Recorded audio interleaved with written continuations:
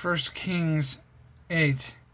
Then King Solomon summoned into his presence at Jerusalem the elders of Israel, all the heads of the tribes and the chiefs of Israel families, to bring up the ark of the Lord's covenant from Zion, the city of David. All the Israelites came together to King Solomon at the time of the festival in the month of Ethanim, the 7th month. When all the elders of Israel had arrived, the priest took up the ark and then brought up the ark of the Lord and the tent of meeting and all the sacred furnishings in it. The priests and the Levites carried them up, and King Solomon and the entire assembly of Israel that had gathered about him were before the ark, sacrificing so many sheep and cattle that they could not be recorded or counted. The priests then brought the ark of the Lord's covenant to its place in the inner sanctuary of the temple, the most holy place, and put it beneath the wings of the cherubim. The cherubim spread their wings over the place of the ark and overshadowed the ark and its carrying poles.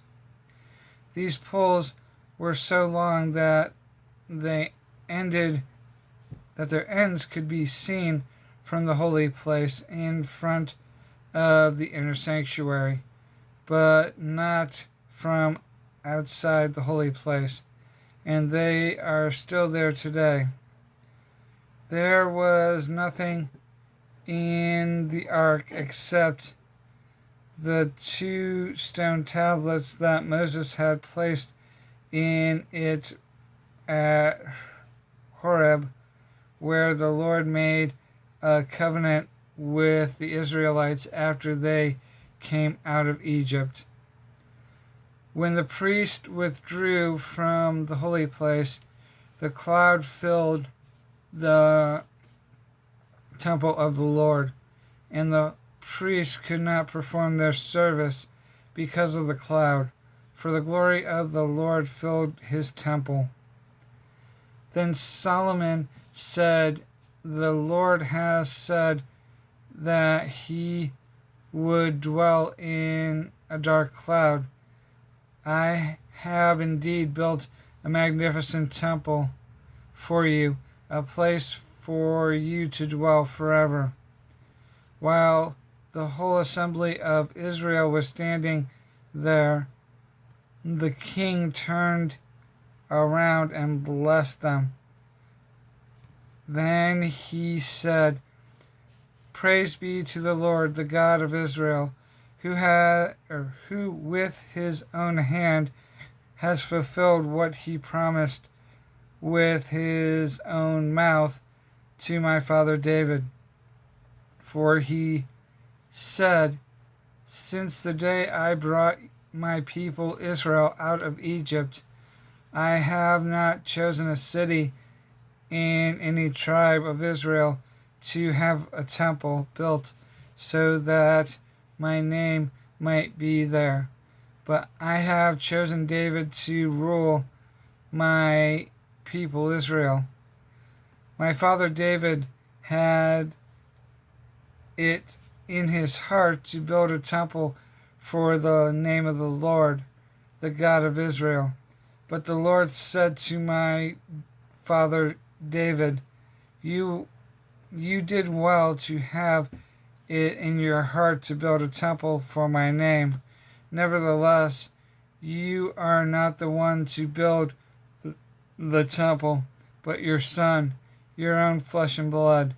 He is the one who will build the temple for my name. The Lord has kept the promise he made. I have succeeded David, my father, and now I sit on the throne of Israel, just as the Lord promised, and I have built the temple for the name of the Lord, the God of Israel. I have provided a place there for the ark, in which is the covenant of the law of the Lord that he made with our ancestors when he brought them out of Egypt. Then Solomon stood before the altar of the Lord in front of the whole assembly of Israel, spread out his hands towards heaven, and said, Lord, the God of Israel, there is no one like you in heaven above or on the earth below. You who keep your covenant of love with your servants, who continue wholeheartedly in your way. You have kept your promise to your servant David, my father. With your mouth you have promised, and with your hand you have fulfilled it, as it is today. Now, Lord, the God of Israel, keep for your servant David, my father, the promises you made to him when you said, You shall never fail to have a successor to the seat before me on the throne of Israel. If only your descendants are careful in all they do to walk before me faithfully as you have done. And now, God of Israel, let your word that you promised your servant David, my father, come true. But will God really dwell on earth? The heavens, even the highest heavens, cannot contain you. How much less this temple I have built? Yet give attention to your servant's prayer and his plea for mercy. Lord, my God, hear the cry and the prayer that your servant is praying in your presence this day. May your eyes be open towards this temple night and day, this place of which you said, My name shall be here, so that you will hear the prayer your servant prays towards this place. Hear the supplication of your servant and of your people Israel when they pray towards this place. Hear from heaven your dwelling place, and when you hear, forgive.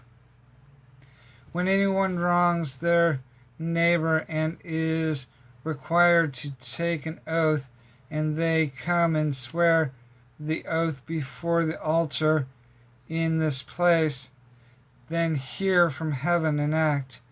Judge between your servant, condemning the guilty by bringing down on their heads what they have done, and vindicating the innocent by treating them in accordance with their innocence.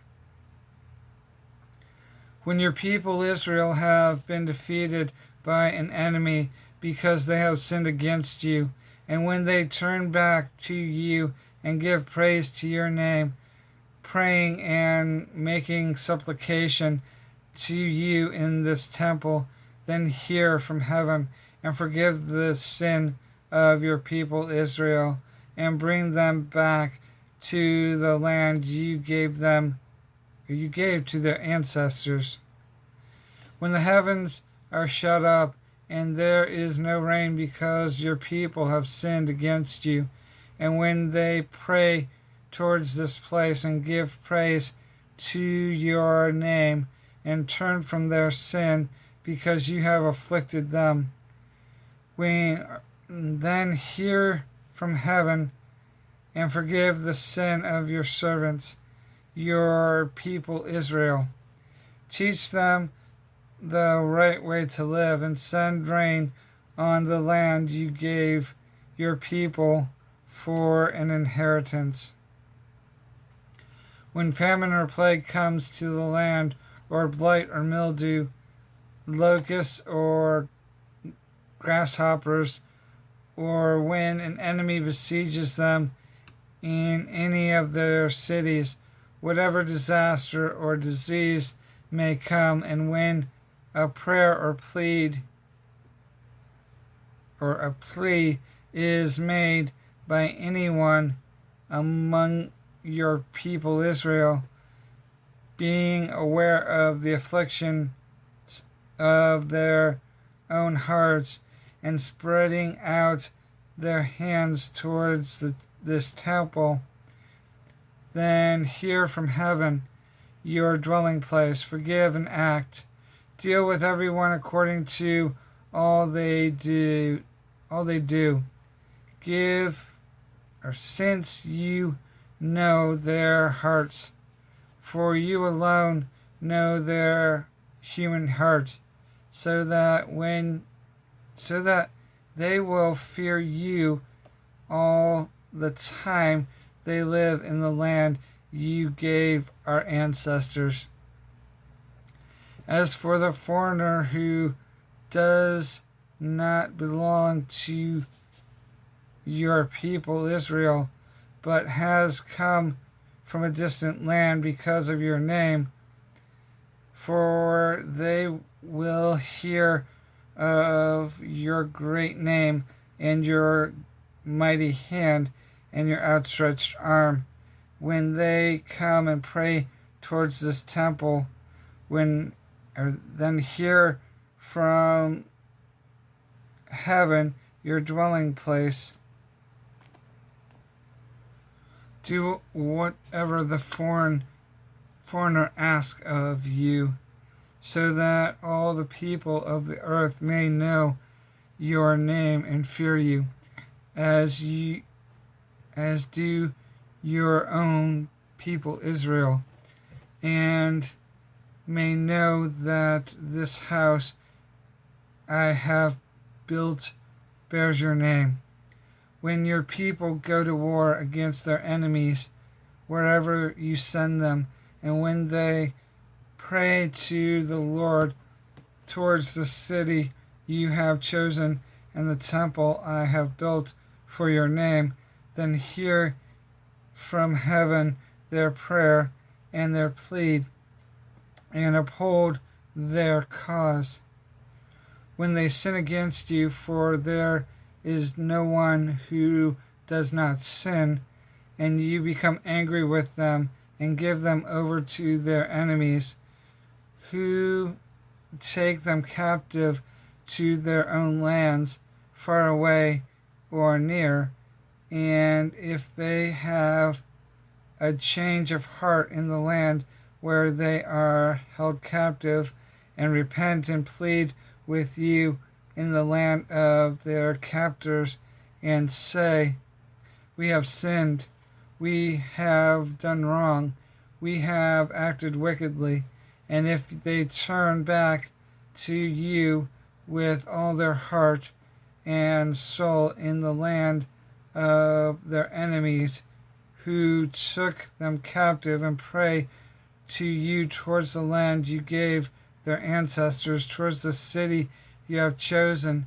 and the temple I have built for your name, then from heaven, your dwelling place, hear their prayer and their plea, and uphold their cause, and forgive your people who have sinned against you. Forgive all the offenses they have committed against you, and cause their captors to show them mercy, for they are your people and your inheritance, whom you have brought out of Egypt, out of that iron smelting furnace. May your eyes be open to your servant's plea, and to the plea of your people Israel, and may you listen to them whenever they cry out to you. for you singled them out from all the nations of the world, and be to be your own inheritance, just as you declared through your servant Moses, when you, sovereign Lord, brought our ancestors out of Egypt. When Solomon had finished all these prayers and supplications to the Lord, he rose from before the altar of the Lord, where he had been kneeling, with his hands spread out towards heaven. He stood and blessed the whole assembly of Israel in a loud voice, saying, Praise be to the Lord, who has given rest to his people Israel, just as he promised. Not one word has failed of all the good promises he gave through his servant Moses. May the Lord our God be with us as he was with our ancestors. May he never leave us nor forsake us.